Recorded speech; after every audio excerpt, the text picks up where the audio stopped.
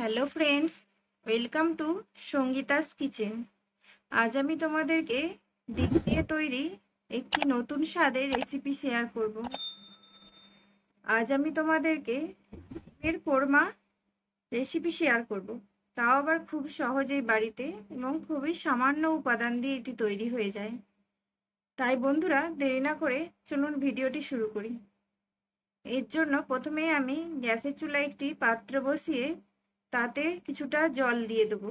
তারপর 1 চামচ লবণ দিয়ে 4টে ডিমকে খুব ভালোভাবে ধুয়ে সেদ্ধ করতে বসিয়ে দেবো। ডিমটি যখন খুব ভালোভাবে সেদ্ধ হয়ে যাবে তখন ডিমটিকে আমি খোসা ছাড়িয়ে খুব ভালোভাবে ধুয়ে অন্য একটি পাত্রে রেখে দেবো।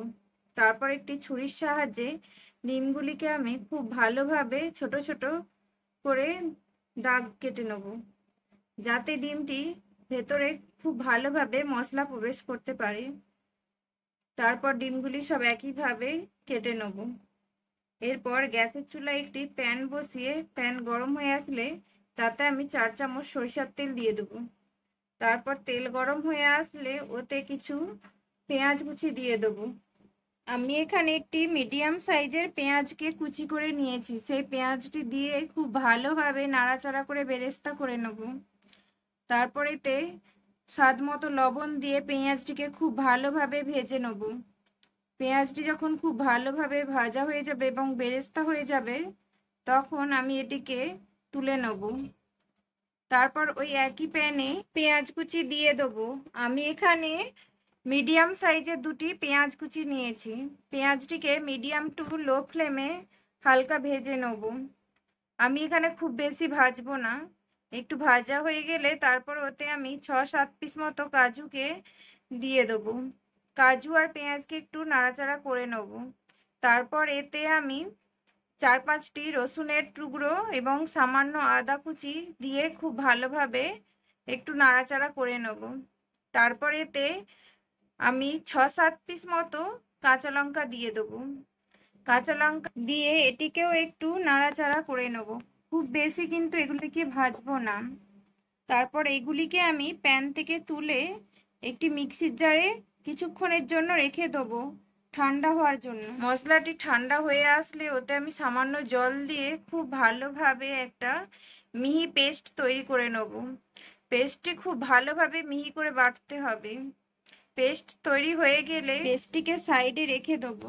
তারপর ওই একই প্যানে আরও 1 চামচ পরিমাণ সরিষার তেল দেবো। তেল খুব ভালোভাবে গরম হয়ে আসলে ওতে আমি বেটে রাখা মশলার পেস্টটি দিয়ে দেবো।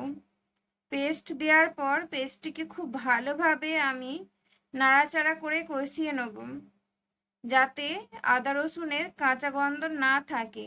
এটিকে খুব ভালোভাবে নাড়াচাড়া করে মশলাটিকে কষিয়ে নিতে হবে।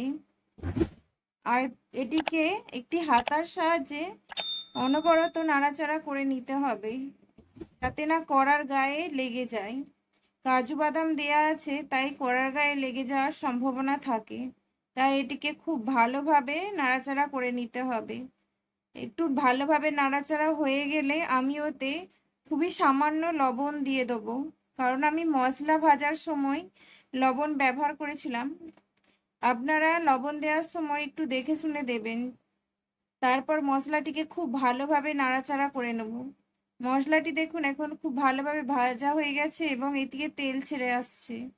তারপর ওতে ওই মিক্সির জারে আরও কিছুটা জল দিয়ে আমি ওই মশলাতে দিয়ে দেবো এবং মশলাটি খুব ভালোভাবে নাড়াচাড়া করে নেব। আর মশলা কষানোর সময় আপনারা 1 চামচ টক দই ব্যবহার করতে পারেন, এতে এই রেসিপির স্বাদটা আরও বেড়ে যায়। আমি এখানে ভুলে গিয়েছিলাম তাই ব্যবহার করিনি। তারপর মশলাটা একটু কষানো হয়ে গেলে এতে আমি 1 চামচ গোলমরিচ গুঁড়ো দিয়ে দেবো। গোলমরিচ দেওয়ার পর এটিকেও খুব ভালোভাবে মশলার সাথে নাড়াচাড়া করে তারপর এই মশলাটি যখন খুব ভালোভাবে ফুটে আসবে তখন এতে আগে থেকে সেদ্ধ করে রাখা ডিমগুলি দিয়ে দেবো।